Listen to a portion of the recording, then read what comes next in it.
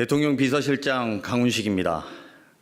이재명 대통령은 오늘 국무총리 후보자로 한성숙 중소벤처기업부 장관을 지명하셨습니다.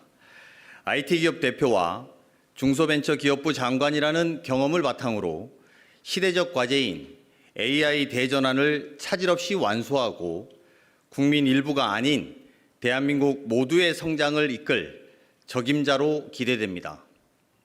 한 후보자는 평범한 직장인으로 출발해 굴지의 디지털 기업 수장에 오른 입지전적인 리더입니다.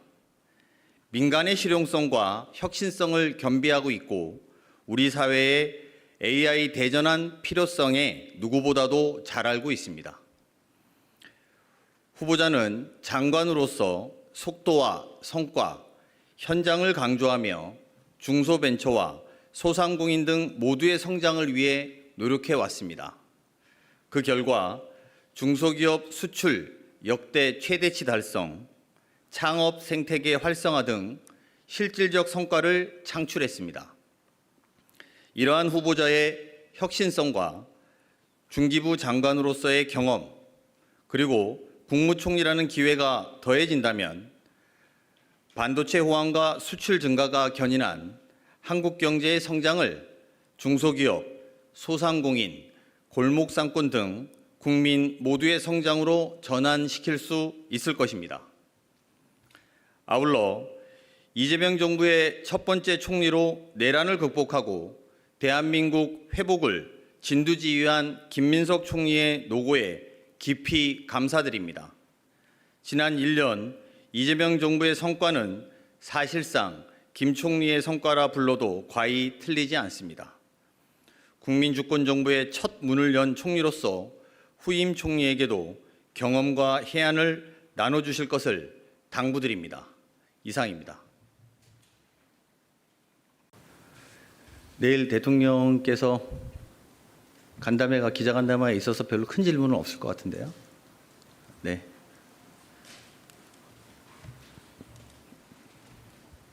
네, 안녕하세요, 실장님. 채널A 이상원입니다.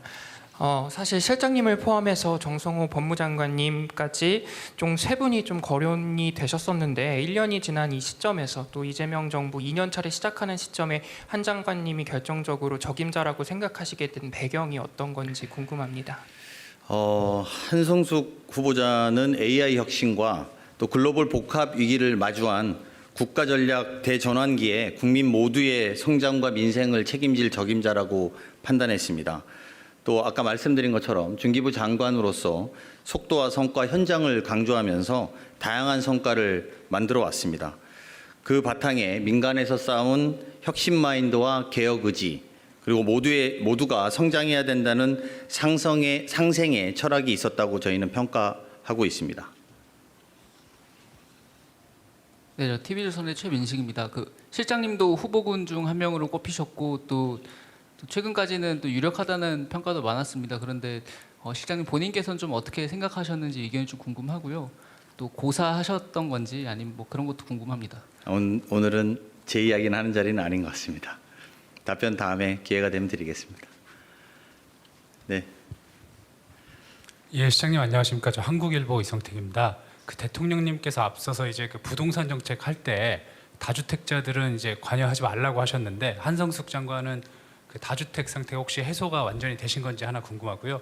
또 하나 이제 정부 인사가 속도를 좀 내고 있는데 대법관 인사는 이제 뭐 제청을 안 하긴 했지만 90일 넘게 이제 공백 상태가 메워지지가 않고 있다고 하는데 혹시 대법관 인사 전망은 어떻게 보시는지 궁금합니다. 일단 한 장관의 부동산과 관련된 것은 청문 과정에서 자세한 소명이 있을 거라고 저희는 판단하고 있습니다. 아울러 대법관 제청의 문제는 대법원에서 확인해 주셨으면 좋겠고요. 그 제청이 되면 저희는 거기에 따른 판단들을 해 나갈 것입니다.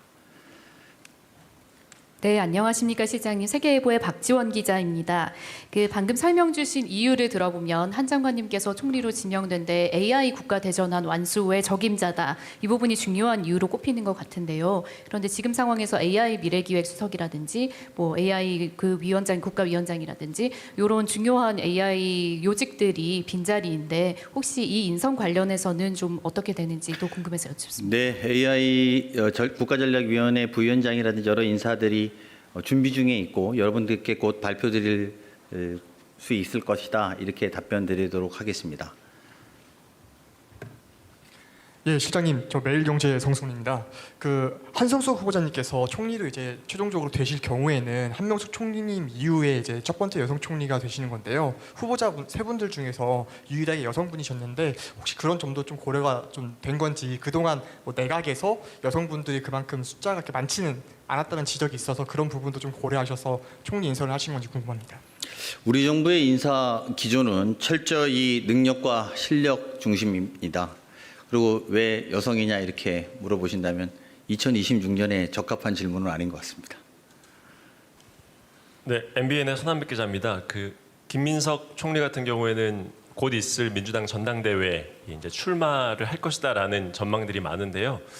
혹시 이에 대해서 좀 어떻게 생각하시는지 한 말씀 여쭙고 싶고요. 그리고 곧 청와대 개편도 함께 이루어질 것으로 예상이 되고 있는데 그 개편 시점은 언제쯤으로 보고 계신지도 궁금합니다. 김민석 총리 향후 행보에 대해서는 이제 개별 행보로서 저희가 별도 입장을 가질 수는 없습니다. 그래서 그 점 양해 말씀드리고 이후에 청와대나 내부에 개편이 있느냐 이런 질문에 답변을 드린다면 지금 저희가 회복과 정상화를 넘어서 이제 국가 대도약이라고 하는 국정과제를 중심으로 필요한 것들이 무엇인지 놓고 전체를 다 재점검 중에 있습니다. 또 특히 이번 선거에서 보여준 국민들의 민심도 그 민심에 대한 고민도 저희로서는 상당하다 이렇게 말씀드리겠습니다. 국민들이 정부에 바라고 있는 것들 그리고 잘한다고 평가하는 것들, 아쉽다고 평가하는 것들을 종합적으로 고민해서 때가 되면 여러분들께 국민 여러분께 보고 드릴 수 있을 거다 이렇게 생각으로 답변을 가름하겠습니다.